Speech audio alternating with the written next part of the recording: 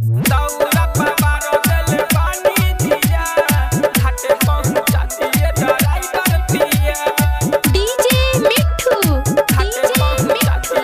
राजा पटसोनी। नानिका रखली है केरा के भरवा, घाट सजवले ह छोटका देवरवा, घाट सजवले ह छोटका देवरवा।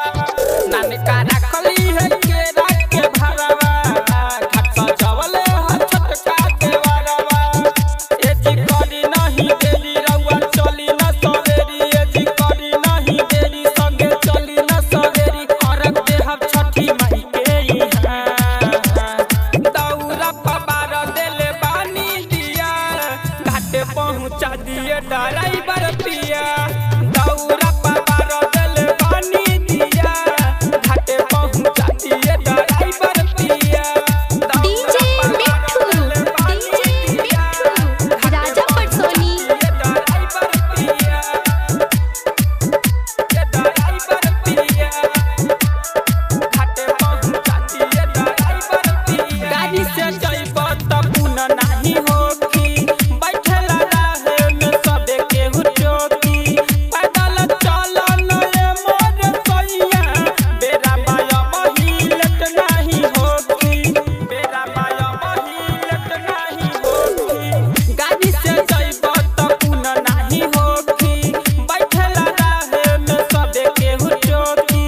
पैदल चलन ए मोर सैया, बेरा बाया महिलट नाही होखी, लट नाही होखी। अब खून कमला दौरा माथे पा उठाला, अब खून कमला दौरा माथे पा उठाला। छुरा छुरी उड़ते दिया, दौरा पवार देले पानी दिया, घाटे पहुंचा दिए ड्राइवर पिया।